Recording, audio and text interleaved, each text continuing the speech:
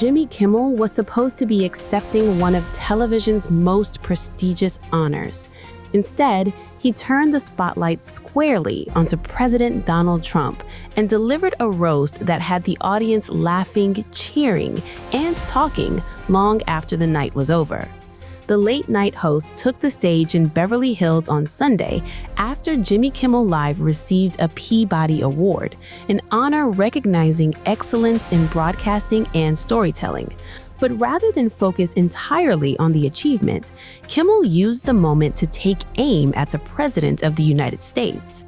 And he didn't hold back.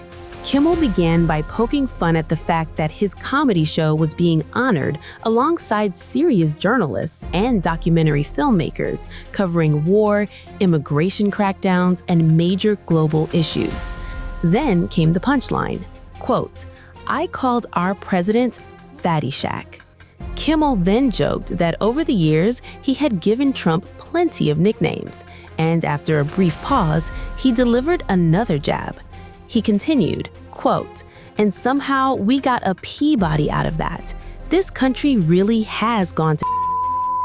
The crowd erupted with laughter, but beneath the jokes was a more serious message.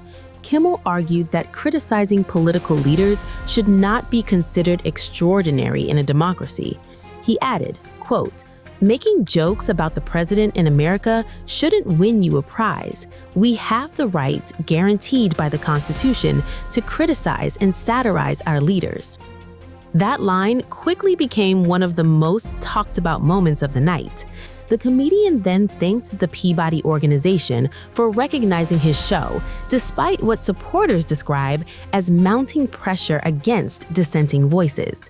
Kimmel said, quote, "You sent a message that we do care, and we stand up, and we will not stand by when comedy and journalism and dissent are censored and regulated and criminalized."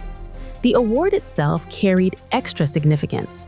Back in April, the Peabody Awards announced Jimmy Kimmel Live as a winner after what the organization described as an unprecedented attack from the Trump administration, including unsuccessful efforts to have the show removed from the air. The controversy intensified after Kimmel's comments following the shooting of conservative activist Charlie Kirk, with MAGA figures and Federal Communications Commission Chairman Brendan Carr reportedly increasing pressure on the program. In September 2025, the show was temporarily taken off the air.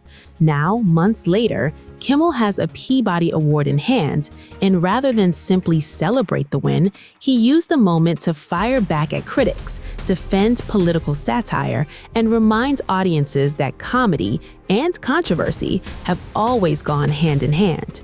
Turning an acceptance speech into a full-blown Trump roast and ensuring the biggest laughs of the night came at the president's expense. This comes as the late-night host is once again took aim at U.S. President Donald Trump. This time, he used Trump's approval ratings as the punchline.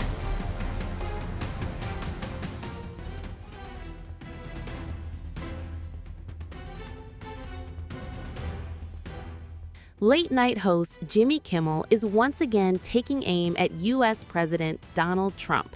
This time, he used Trump's approval ratings as the punchline.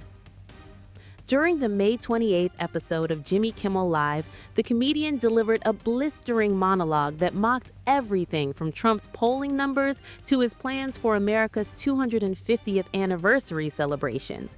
And it all started with a brutal joke that quickly grabbed headlines. Discussing a new Economist YouGov survey, Kimmel told viewers that Trump's approval ratings had sunk to what he described as an all-time low. Then came the punchline. Kimmel joked that Trump's approval numbers had fallen like his testicles to just 34%. The audience erupted in laughter as the host continued piling on. According to Kimmel, the poll showed Trump sitting at 34% approval, his lowest level in the survey, and notably trailing Vice President J.D. Vance by 2 points. Kimmel couldn't resist highlighting that detail. He's also 2 points behind J.D. Vance, the comedian quipped. "I don't have a joke for that. I just want to make sure he knows he's 2 points behind J.D. Vance." The late-night host then compared Trump's approval rating to the fictional mall security guard played by actor Kevin James. He has the same approval rating as Paul Blart Mall Cop, the comedian joked, the Blart of the deal. But the roasting didn't stop there. Kimmel mocked the White House response to Trump's declining poll numbers. A spokesperson had reportedly dismissed concerns by pointing to Trump's 2024 election victory, arguing that the ultimate poll had already taken place when Americans elected him back to office. Kimmel wasn't impressed. Okay, yeah, but now it's May of 2026 and everybody hates him, so he fired back.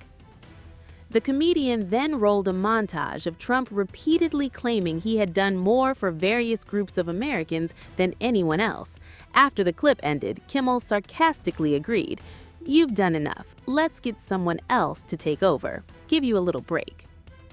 The monologue soon shifted toward Trump's latest patriotic projects tied to America's upcoming 250th anniversary celebrations. One proposal drawing attention involves efforts by supporters to place Trump's portrait on a new $250 bill. While federal law traditionally restricts living individuals from appearing on U.S. currency, discussions around the proposal have generated significant controversy. Kimmel used the idea as fresh comedic ammunition. He joked that it would become the least popular bill since Cosby, the host argued. Nearly every new initiative surrounding Trump ultimately revolves around Trump himself. Every day, it's a new project with him as the focus, Kimmel remarked. The comedian also turned his attention toward Trump's upcoming Great American State Fair, one of the flagship events connected to Freedom 250 celebrations. The event is scheduled to take place at Washington's National Mall and was designed as a major showcase of music, entertainment, and patriotic programming. However, several performers have reportedly withdrawn from the lineup in recent days. Kimmel described the situation as another example of mismanagement. He said, "What a mess.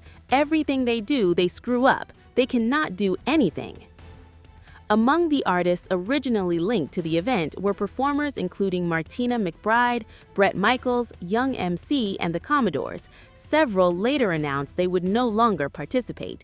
One of the most notable departures came from Bret Michaels. In a statement, Michaels said the event had evolved into something much more divisive than what he originally agreed to support.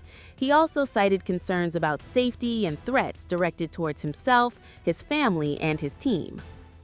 Kimmel seized on the growing controversy as further evidence that the celebration was struggling before it even began. The late-night host then shifted to another Trump initiative, reports that the president hopes to issue 250 pardons as part of America's semi-quintessential celebrations. For Kimmel, the symbolism seemed bizarre. He joked, "That's something the Joker would do." The comedian wrapped up his monologue by targeting Trump's increasingly aggressive rhetoric on the world stage.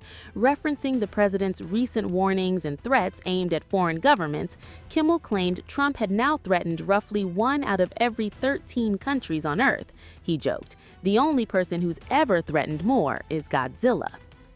The latest barrage continues a long-running feud between Kimmel and Trump that has intensified throughout the president's second term. While Trump supporters often dismiss Kimmel's monologues as partisan attacks, critics of the president frequently share the clips online, helping them rack up millions of views. And judging by this week's segment, Kimmel shows no signs of easing up anytime soon. With midterm elections approaching, approval ratings under scrutiny, and controversy surrounding multiple White House initiatives, the late-night host appears determined to keep Trump firmly in his comedic crosshairs.